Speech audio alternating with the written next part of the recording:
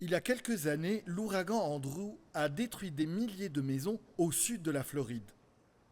Et dans l'une des régions, la destruction ressemble à un champ de bataille. Des maisons ont été complètement détruites par cet ouragan qui est passé par cette communauté au sud de la Floride, excepté une maison qui est restée au milieu de toute la destruction. Elle est restée là, ancrée fermement sur ses fondations, alors que les gens fouillaient dans les débris de leur maison détruite. Et un journaliste a demandé au propriétaire pourquoi sa maison n'a pas été détruite.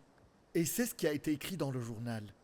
J'ai construit cette maison moi-même, mais je l'ai fait selon le code de construction de la Floride. Quand le code demandait des fermes de toit de 2 pouces sur 6, j'ai utilisé des fermes de toit de 2 pouces sur 6. On m'a dit qu'une maison construite selon le code résistera à tout ouragan. Et c'est ce qui est arrivé. Les amis, tout comme la Floride a un code pour les ouragans, dans ces prochaines 26 semaines, nous vous donnerons un code de Dieu pour les tempêtes qui arrivent. Et nous le ferons chaque dimanche. Nous commencerons à vous enseigner, je veux que vous compreniez ceci, comment construire conformément au code.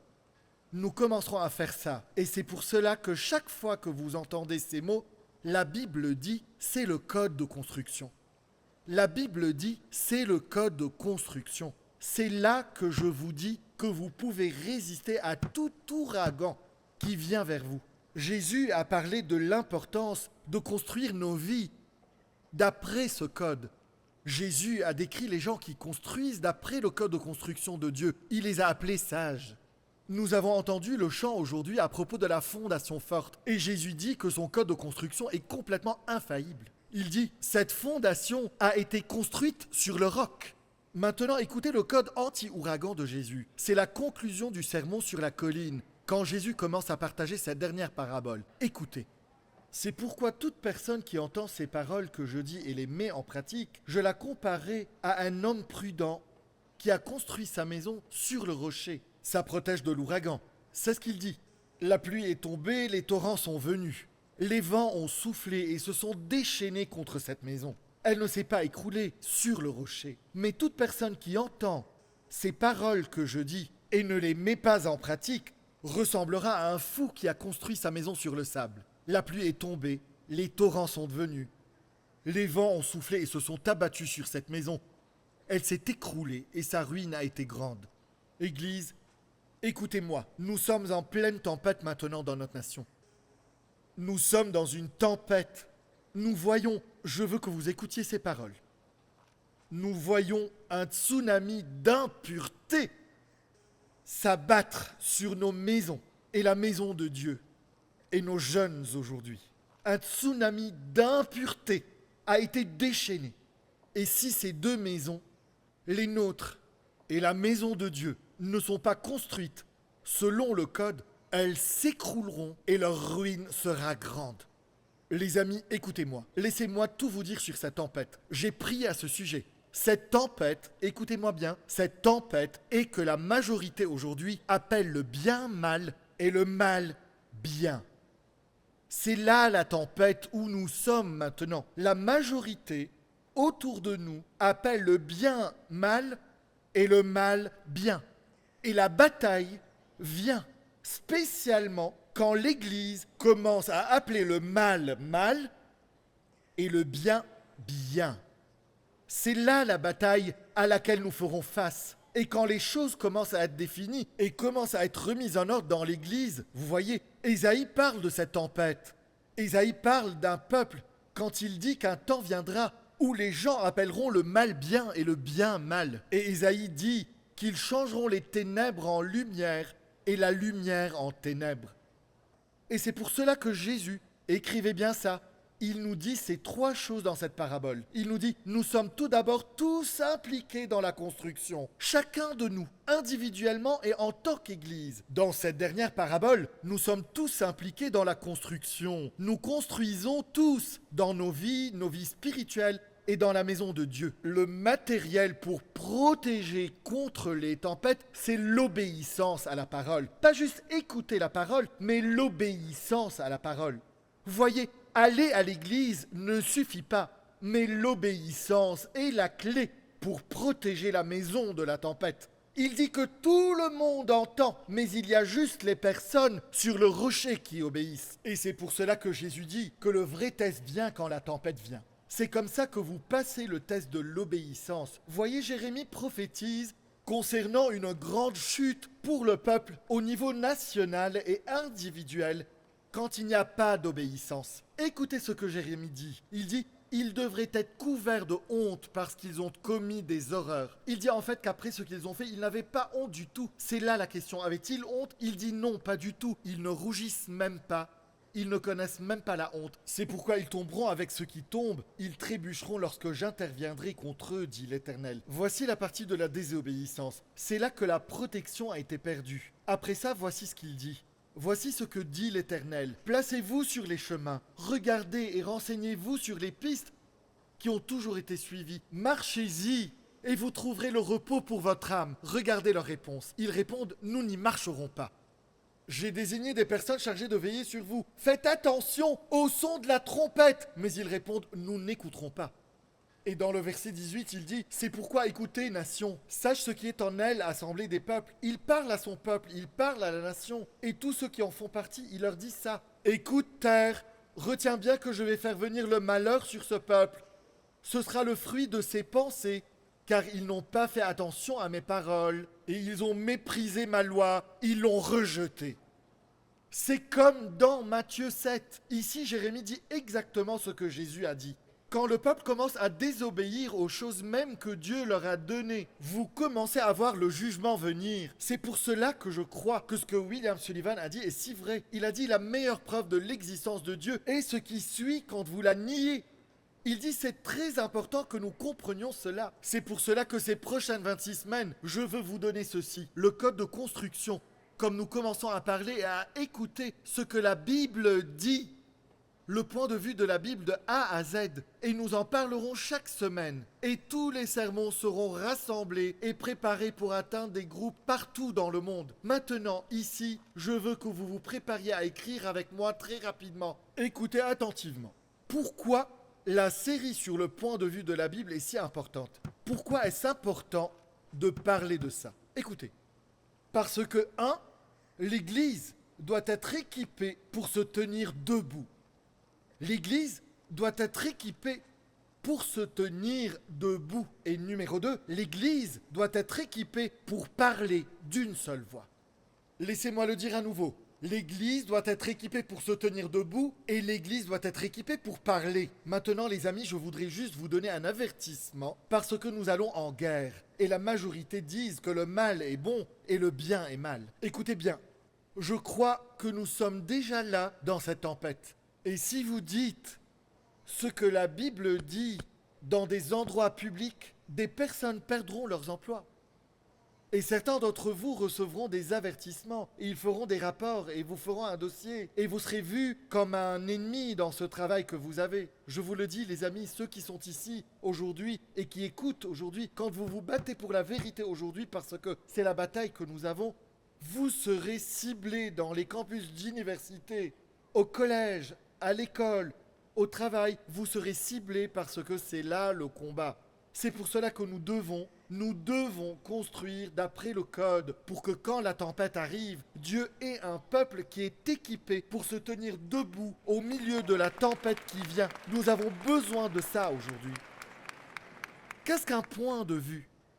Qu'est-ce qu'un point de vue? Le point de vue est la lentille à travers laquelle vous voyez la vie. C'est la façon dont vous la définissez. Le point de vue est un outil pour interpréter ce que vous voyez et ce qui arrive. Tout le monde a un point de vue, mais pas tout le monde a Dieu dans son point de vue.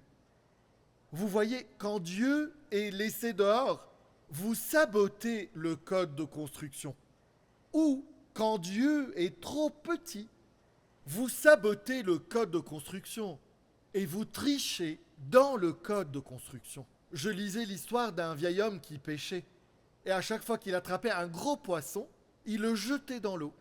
Et à chaque fois qu'il attrapait un petit poisson, il le mettait dans son sac. Et il continuait ainsi encore et encore et encore. Les gros poissons dans l'eau et il gardait les petits. Un homme qui regardait était curieux. voyant sa méthode un peu originale, et il lui dit « Peux-tu s'il te plaît m'expliquer pourquoi tu jettes les gros poissons ?»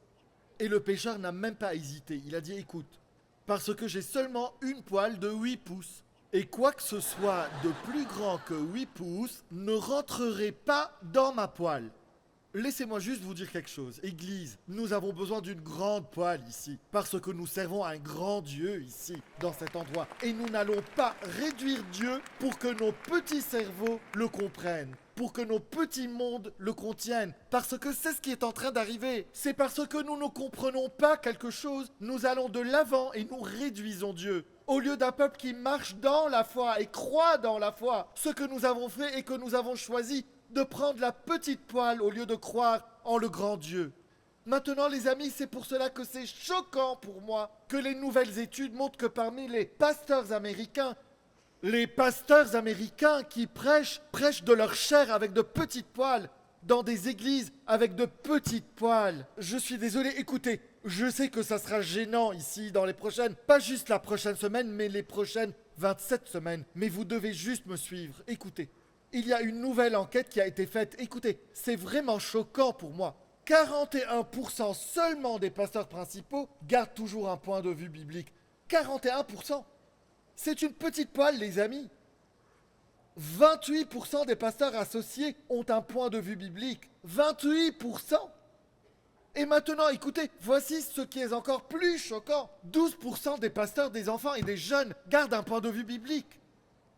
Ce qui, d'après Barnas, est une plus grande preuve que maintenant, la culture influence l'Église plus que l'Église n'influence la culture. Et je me demandais si je devais dire ça ou non. Et écoutez, je m'en fiche totalement. Je m'en fiche. Écoutez, ce n'est plus important pour moi. J'écoutais, je m'en fiche. Je ne vais pas être méchant. Mais je vais dire cela parce que quelqu'un doit dire quelque chose. Écoutez, je sais que c'est le dimanche du Super Bowl et toutes les églises prêchent sur les relations super. Et les gens qui sont super, et vous êtes vraiment super dans votre... Laissez-moi juste vous dire quelque chose. J'en ai assez de tout cela. Je suis désolé. Mais nous devons être dans un endroit où, les amis, nous sommes en guerre. Nous sommes en guerre. Nous devons écouter ce que Dieu veut nous dire. Non, écoutez, je n'ai rien contre la Philadelphie et Kansas City, mais écoutez-moi, je m'en fiche carrément. Voici ce qui importe si nous voulons gagner cette guerre. Et j'écoutais un prédicateur pentecôtiste qui s'est détourné du droit chemin.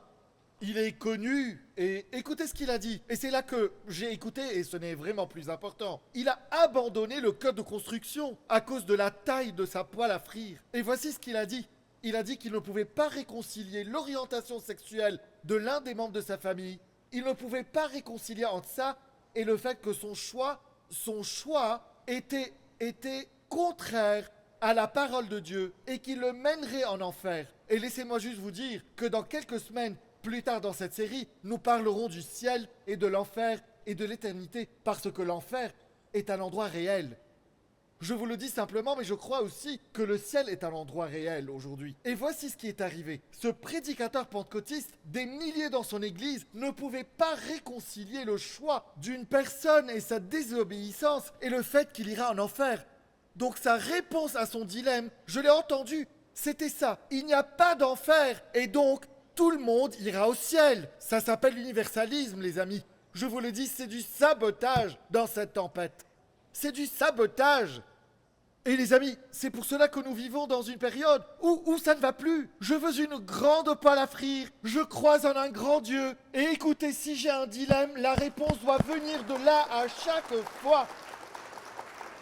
La durée moyenne pendant laquelle un pasteur de jeunes et d'enfants reste à l'église, la durée moyenne est maintenant de 17 mois.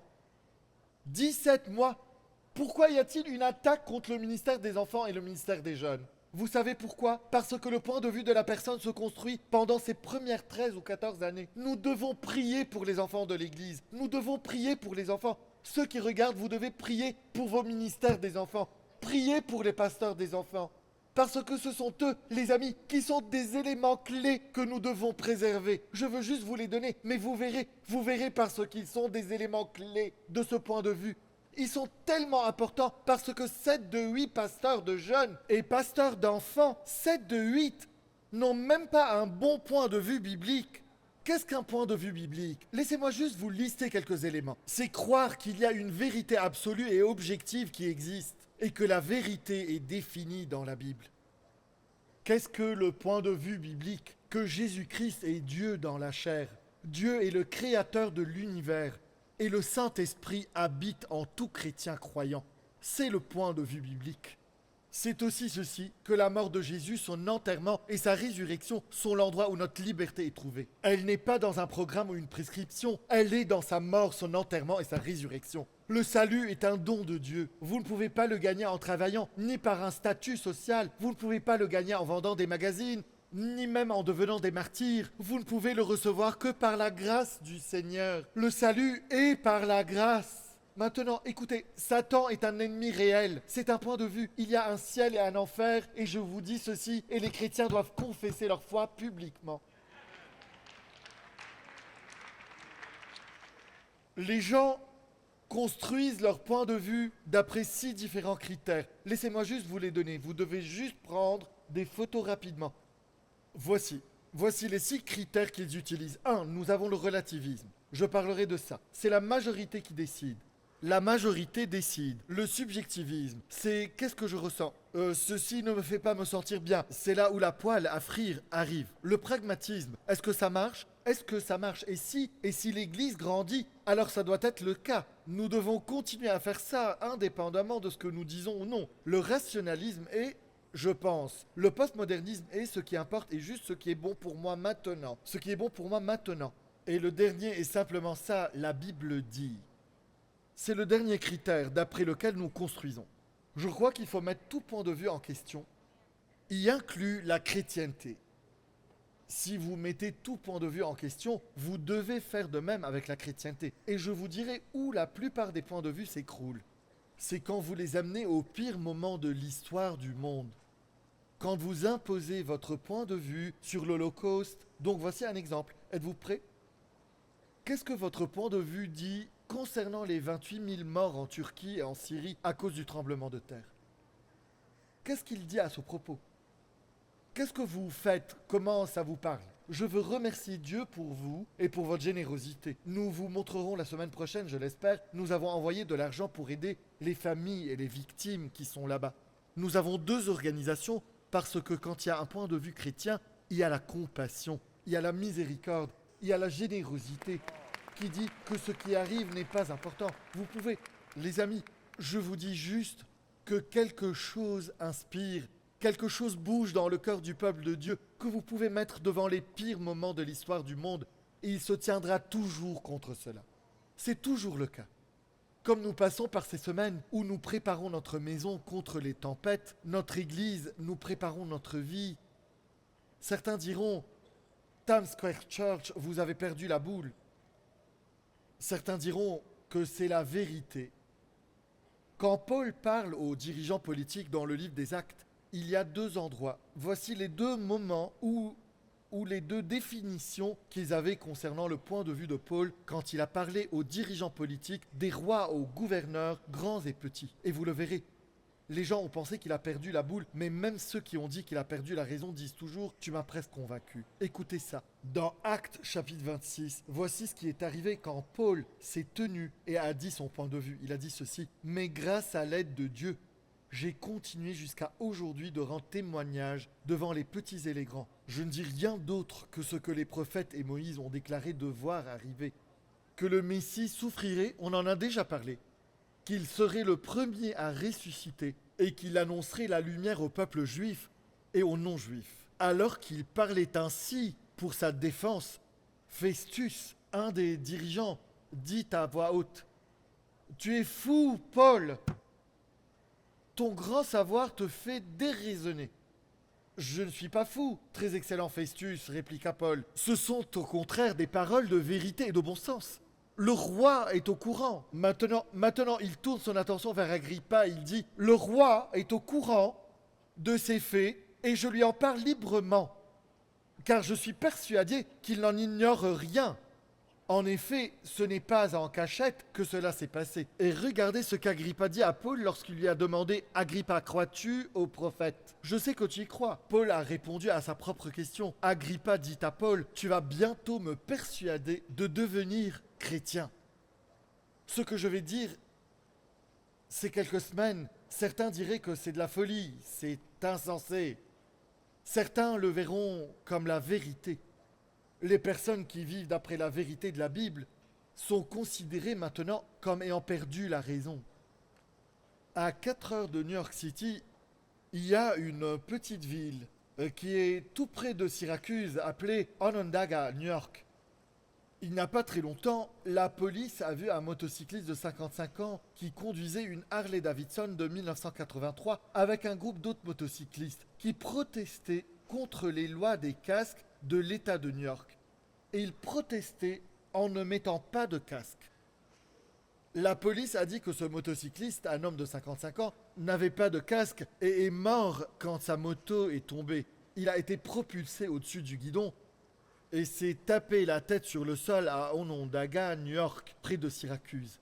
Il a été déclaré mort à l'hôpital et la police a dit que Cantos aurait probablement survécu s'il portait un casque. Ce qui est merveilleux est ceci, les amis, écoutez. La loi de Dieu est une description de la réalité et de comment nous vivons la vie. Donc vous ne pouvez pas combattre contre la loi de Dieu et gagner. C'est impossible. Tout comme nous voyons cet homme qui combat et proteste, nous ne portons pas de casque et la chose contre laquelle il proteste a été la chose même qui l'a tué. Et je me suis dit, les amis, vous ne pouvez pas faire ceci avec la parole de Dieu. Quand Dieu commence à nous donner sa parole, il essaie de nous protéger. Il essaye de commencer à nous équiper pour que quand ceci vient, peu importe combien vous voulez protester contre cette loi, si Dieu l'a dit, si Dieu la déclare, elle n'ira nulle part. Quand Dieu a établi la gravité comme une loi de l'univers, vous pouvez protester autant que vous voulez. Vous pouvez vous tenir au sommet de l'Empire State Building et protester contre la gravité. Laissez-moi vous le dire, ça ne marchera pas. Soyez conscients de ça, c'est Dieu lui-même qui a établi cette loi et vous ne pourrez pas la vaincre. Vous devez vous soumettre à la loi et dire qu'elle est là pour une raison, pour moi. Et laissez les gens appeler les lois de Dieu insensées, dépassées et non contraignantes. Ce sont les lois mêmes qui protègent nos vies. Nous vivons dans une société et nous parlerons de ceci dans les semaines qui suivent. C'est un grand défi dans chaque aspect de nos vies. Et soudainement, nous voyons, comme nous essayons de briser les lois de Dieu, nous pensons que nous allons survivre. Os Guinness a dit dans son livre Renaissance, pour les disciples de Jésus, écoutez ceci, pour les disciples de Jésus, la voix du peuple ne doit jamais être prise comme la voix de Dieu. Écoutez ceci. Nous vivons sous une pression qui dit que les nombres sont la vérité. Et les nombres disent la vérité.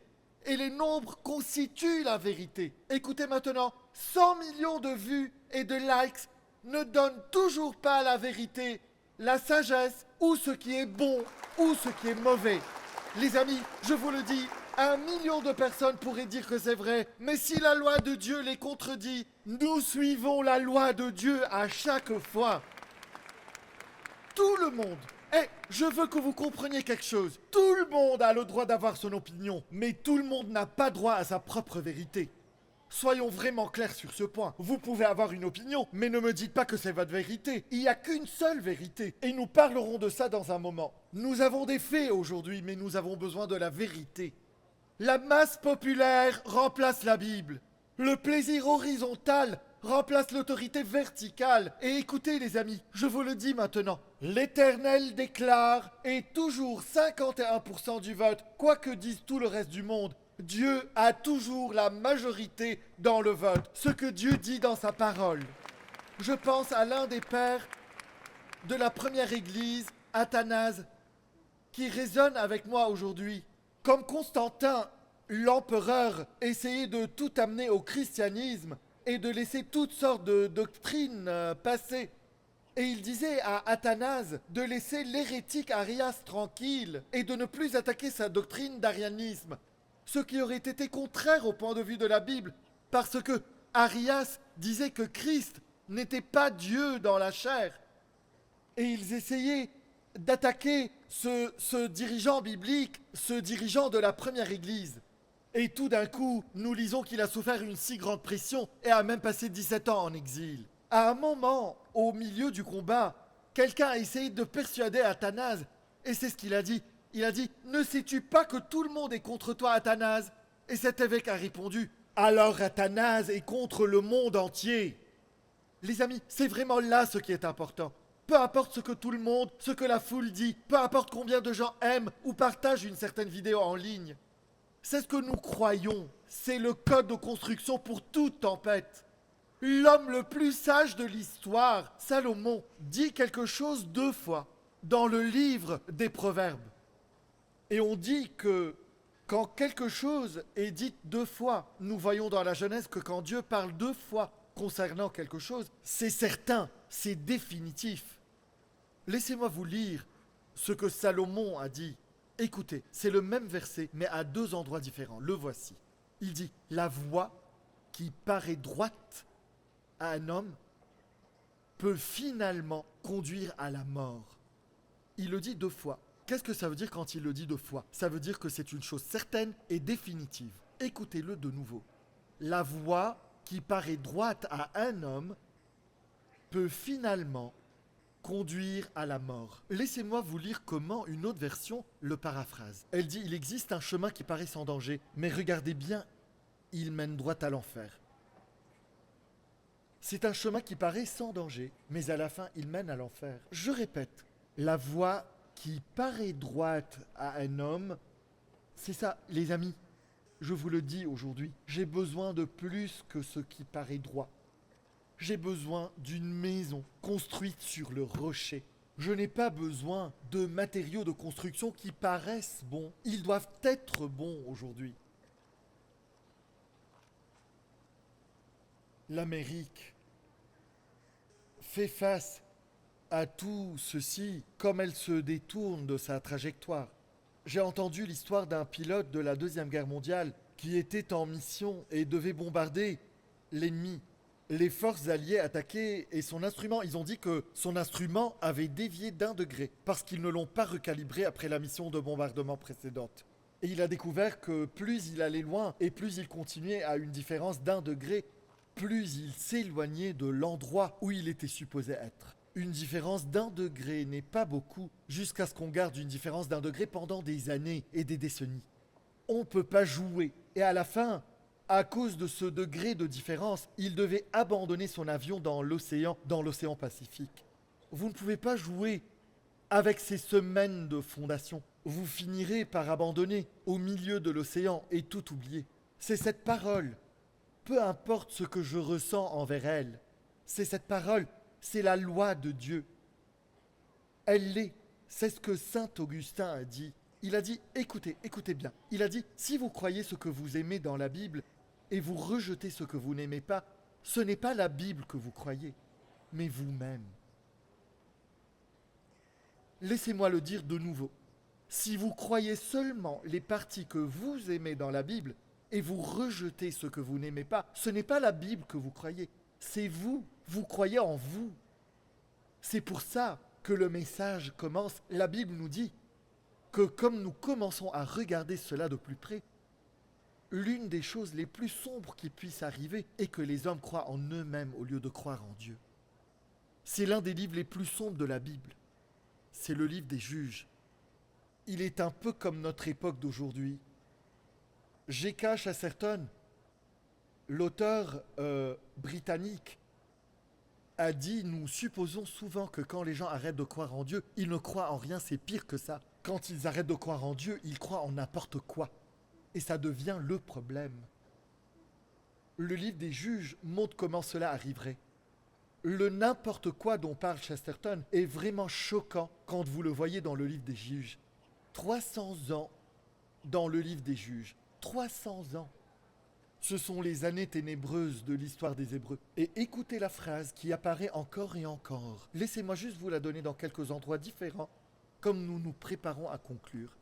Juge 17:6 dit « À cette époque-là, il n'y avait pas de roi en Israël. » Regardez ce qui arrive. Chacun faisait ce qui lui semblait bon.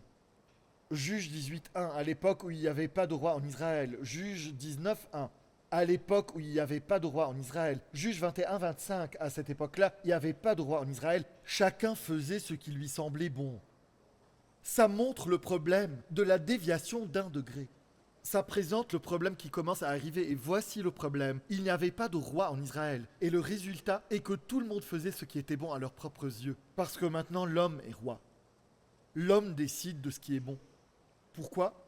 Parce que l'homme a le contrôle maintenant. Et nous vivons dans un pays où nous n'avons plus de roi maintenant. Nous avons enlevé le roi des écoles, des places publiques. Nous l'avons enlevé de la cour. Nous avons enlevé la prière de partout. Nous avons enlevé les 10 commandements de partout. Nous avons enlevé le roi de Noël et maintenant nous devons l'appeler un congé. Nous nous concentrons sur les décorations et toutes ces choses. Et laissez-moi juste vous dire ça. Quand il n'y a pas de roi, l'homme devient roi. Quand il n'y a pas de roi, l'homme devient le roi. J'étais dans une chambre d'hôtel il y a quelques années et j'ai dîné parce que mon vol a été retardé et je devais parler le lendemain. Et comme je mangeais, j'ai allumé la télé et j'ai fini par regarder une sitcom. C'était une sitcom appelée Everybody Loves Raymond. Je veux vous parler d'un épisode que j'ai vu. C'était un épisode où le frère de Raymond, Robert, sortait avec une fille d'une famille religieuse nommée Amy. Et elle est d'une famille très conservative. Elle est d'une famille très conservative et religieuse, qui était contre les relations sexuelles avant le mariage. Et dans cet épisode, ils ont eu des relations sexuelles. Et tout l'épisode était à propos de sa virginité, et il n'était pas marié. Et ces choses sont importantes. Je sais que ce sont des mots forts, écoutez. Ses parents religieux sont venus à son appart. Et maintenant, ils sont choqués quand Robert et Amy sortent de la chambre et découvrent qu'il a dormi dans sa chambre cette nuit-là. Et voici ce qui m'a fait peur dans cet épisode. Ce qui montre l'esprit de cet âge. C'est quand Amy a regardé ses parents, ils ont découvert que Robert avait passé la nuit là. Et voici ce qu'elle a dit. Écoutez ces mots. Elle a dit, maman, papa, écoutez, j'ai décidé que ce n'est pas un péché si Robert passe la nuit là. Ce sont ces mots. J'ai décidé que ce n'est pas un péché. Attendez. Et soudainement, Amy peut décider. Comment ceci est-il dangereux ? Ça s'appelle le postmodernisme dans sa forme la plus pure. C'est quand on décide individuellement ce qu'est la vérité et ce que sont leurs préférences pour leur propre vie. Amy a décidé ce qu'est le péché pour elle. Laissez-moi lire ce qui suit. Proverbe 14:12. Dans une version paraphrasée, c'est la traduction de la Passion. Écoutez ces paroles. Vous pouvez rationaliser autant que vous voulez et justifier le chemin erroné que vous avez choisi, mais vous découvrirez à la fin que vous avez choisi le chemin de la destruction. Vous pouvez rationaliser autant que vous voulez, mais à la fin, vous avez choisi la destruction. Vous ne pouvez pas choisir ce qui est bon. Ce n'est pas votre prérogative. Qu'est-ce que tu veux dire par ça, Pasteur Tim ? Parce que vous ne pouvez pas faire confiance, ni faire confiance à vos conclusions.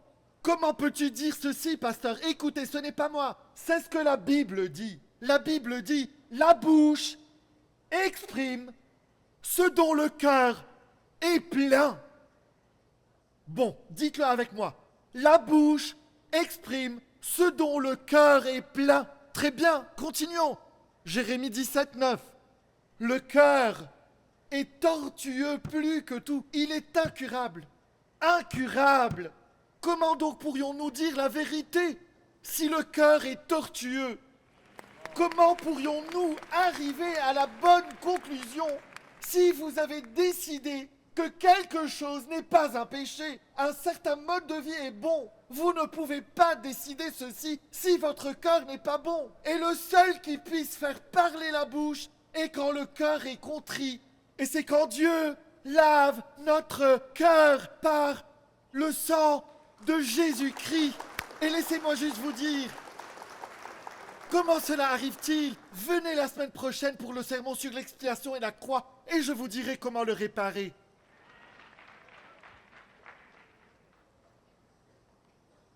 Nous devons réparer nos cœurs. Quand vous enlevez le roi, alors l'homme devient roi. Vous voyez, parce que quand l'homme devient roi, alors la vérité est personnelle. Et si la vérité est personnelle, alors nous pouvons dire que c'est notre vérité. Et c'est impossible, parce que, voyez, la vérité doit venir de l'extérieur. Pas de l'intérieur, elle doit venir de l'extérieur, parce que notre cœur est un désastre. Nous ne pouvons recevoir la vérité que de l'extérieur. Et le seul qui nous donne cette vérité est Dieu lui-même. Il est le seul qui puisse nous donner cette vérité.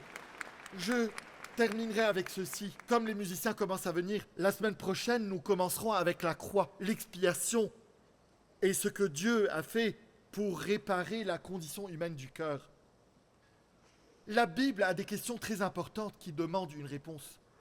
Depuis le commencement, Caïn a dit « Suis-je le gardien de mon frère ?» Moïse a dit « Qui est pour l'Éternel ?» Job a dit « Si l'homme meurt, revivra-t-il » David a dit « Qu'est-ce que l'homme pour que tu te souviennes de lui ?» Malachie a dit « Un homme peut-il tromper Dieu ?» Un geôlier philippien a dit « Que dois-je faire pour être sauvé ?» Mais c'est la question de Pilate, dans Matthieu chapitre 27, verset 22, que je considère comme la question la plus importante. Écoutez ce qu'a dit Pilate. Pilate répliqua « Que ferai-je donc de Jésus, qu'on appelle le Christ ?» Face à tout cela, que ferai-je de Jésus ? Il n'y a pas de question plus importante aujourd'hui que la question de Pilate. Que ferai-je de Jésus ?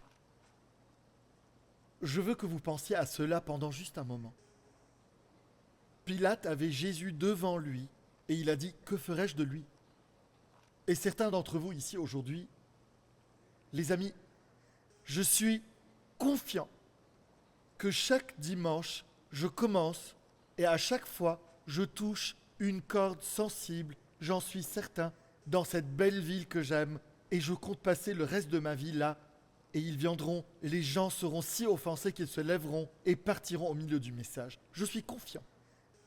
Donc c'est juste, et si vous ne l'avez pas encore fait, attendez, nous avons 26 sermons. Je vous offenserai. J'en suis confiant. Je vous le dis, je vous dirai même le sujet des sermons. Je vous dirai quand nous arriverons à ces sermons, je veux que vous soyez prêts.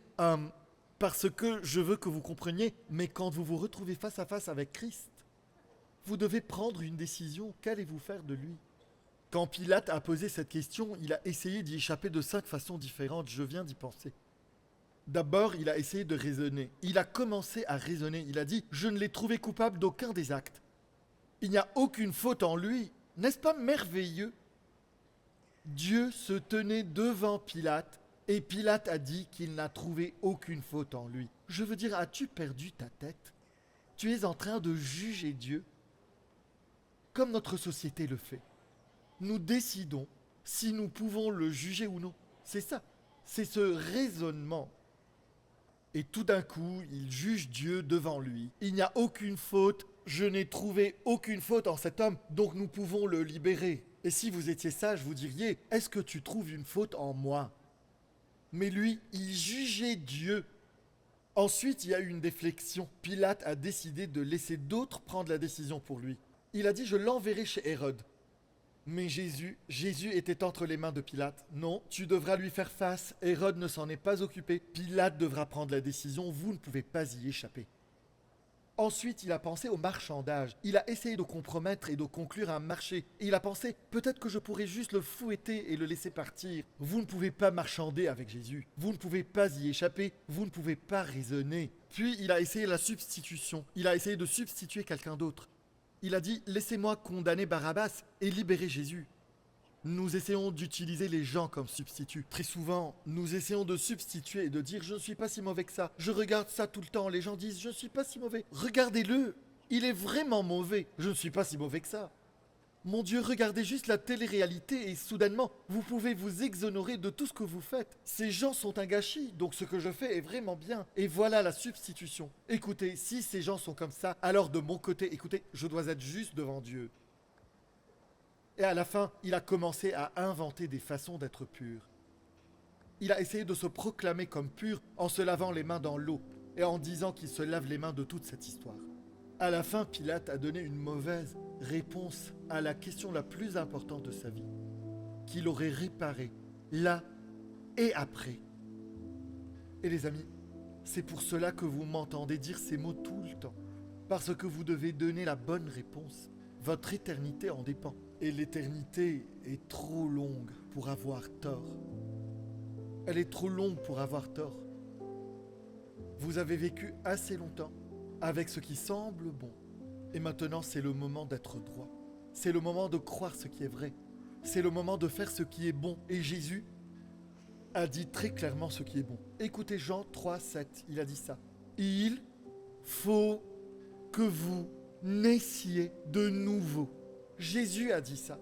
Si Jésus a dit il faut, alors pourquoi faites-vous ce qui semble être bon aujourd'hui? Faites ce qui est bon, pas ce qui semble être bon aujourd'hui. Jésus a dit il faut que vous naissiez de nouveau, donc ce n'est pas optionnel. Ce que Jésus dit doit être accompli. Et aujourd'hui, Jésus veut vous construire. Jésus veut vous construire sur une fondation ferme aujourd'hui. La tempête est là. Les hommes proclament que le bien est mal et le mal est bon. Les gens déclarent et continueront à déclarer que nous avons perdu la raison dans cet endroit. Mais je vous le dis, c'est la vérité aujourd'hui. Certains ont fait ce qu'ils voient, ce qu'ils pensaient être bon à propos d'être une personne religieuse. Eh bien, je vais à l'église, ou eh bien, j'ai fait le baptême de l'eau, ou je vais prendre ma communion, ou je ferai toutes ces choses, et je vous le dis, ces choses semblent être bonnes, mais ce n'est pas le cas. La première étape dans toute relation avec Dieu est ce que Jésus a dit. Vous devez naître de nouveau. C'est ce que Jésus a dit.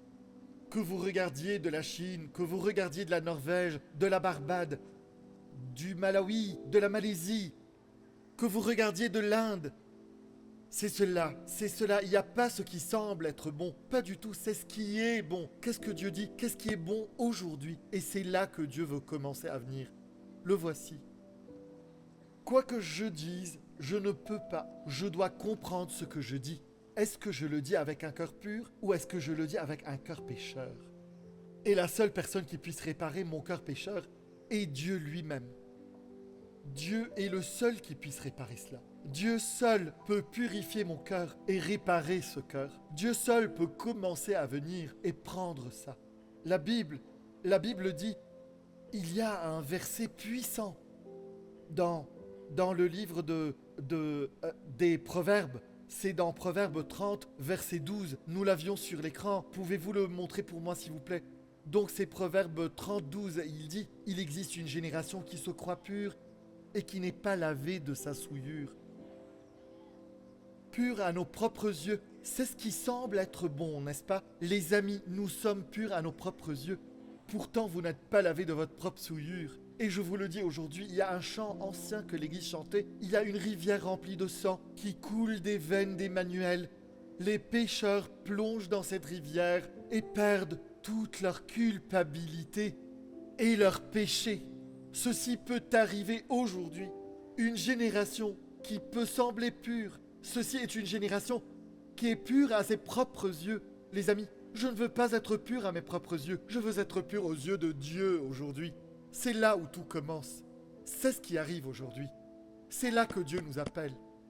Donc venons à cet endroit aujourd'hui comme nous terminons. Et peu importe ce qui sort de notre bouche, ce qui importe est que notre cœur soit pur. Tout ce que je dis ici, si le cœur n'est pas droit, ça a peu d'importance maintenant. Dieu doit laver nos cœurs. Tous ceux qui sont là, que vous regardiez en ligne ou que vous soyez dans ce bâtiment, il n'y a pas de meilleur endroit où commencer. Nous nous préparons à parler de la croix la semaine prochaine. Nous parlerons de l'expiation, de pourquoi Christ est venu. Que veut dire le calvaire? Pourquoi devait-il mourir sur cette colline? Pourquoi ne pouvait-il pas juste envoyer un message disant que tout le monde a été pardonné? Nous parlerons du châtiment, de la substitution. Nous parlerons de pourquoi il devait mourir pour nous.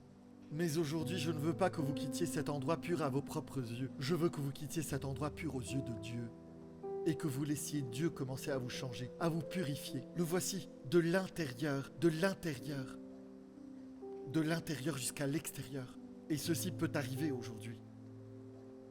Parce que quand vous ne faites pas cela, quand vous ne faites pas cela d'après la parole de Dieu, alors vous ne le faites pas pour Dieu.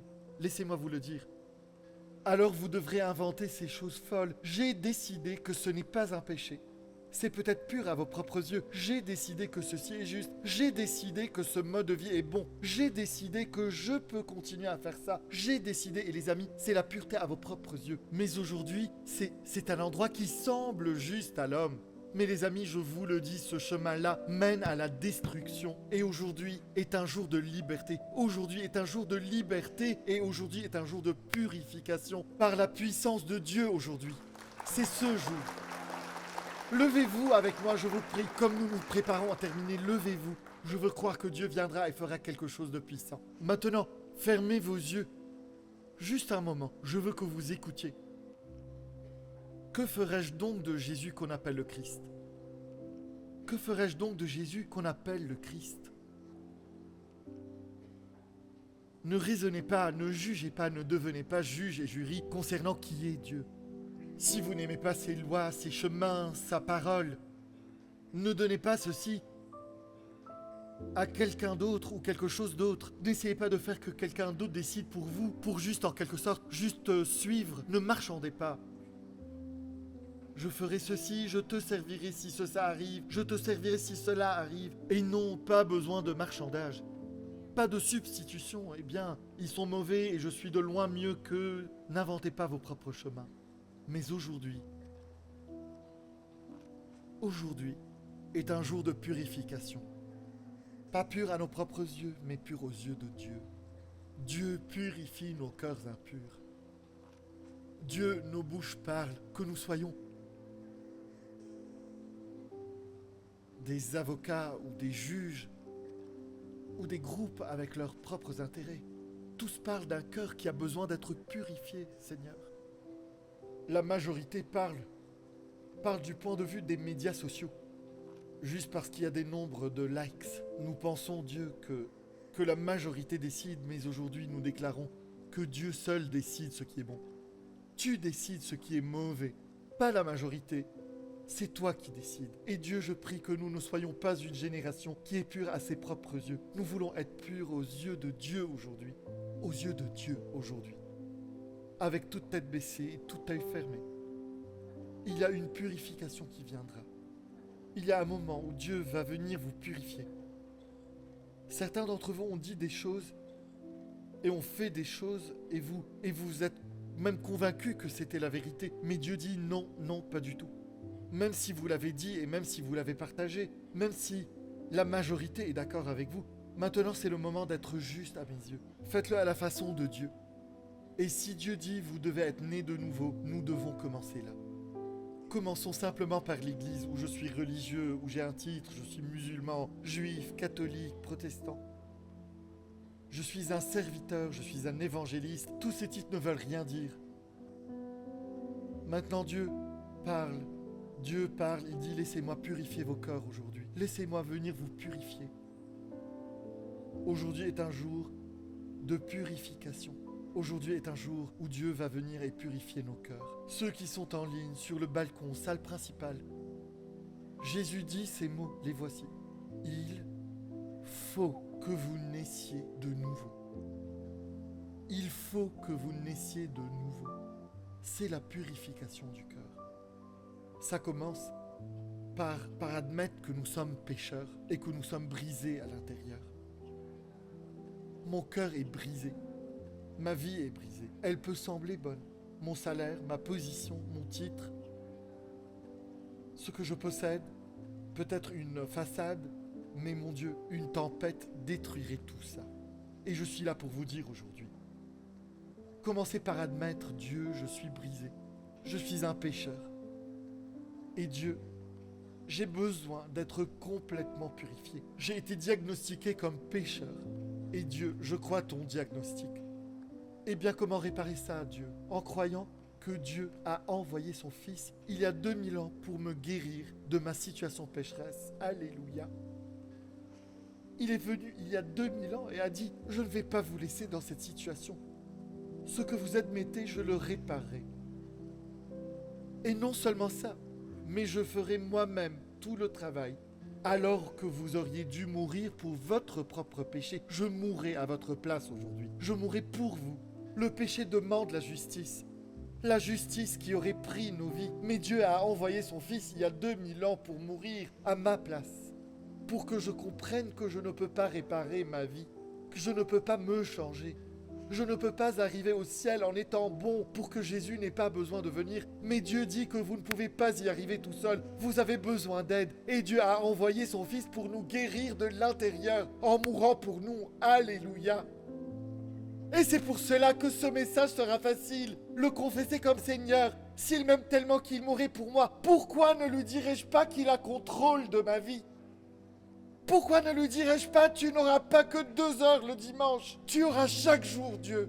Dans tout ce que tu ferais pour moi, tu donnes ce prix. Tu as payé ce prix pour moi. Pourquoi alors résisterais-je donner ma vie à Dieu maintenant ? Je me moque de si vous êtes un athlète, si vous étiez des Nations Unies, un ambassadeur. Je me moque de si vous travaillez à Wall Street ou de si vous êtes une mère célibataire, si vous gagnez votre vie avec des projets ou si vous avez un salaire fixe. Je me moque de si vous êtes ici et vous travaillez à Broadway. Ça n'a aucune importance. Quand nous arrivons à la croix, nous sommes tous des pécheurs. Nous sommes tous des pécheurs. Si vous regardez en ligne, ceci n'est pas un évangile américain. Ceci n'est pas un Jésus américain. Vous n'aurez pas de Jésus norvégien et de Jésus belge. Il n'y a pas de Jésus du Rwanda. Ne laissez personne dire cela. Je sers un Jésus qui est mort pour ce monde. Je sers un Jésus qui est venu. Il a libéré tout homme et toute femme.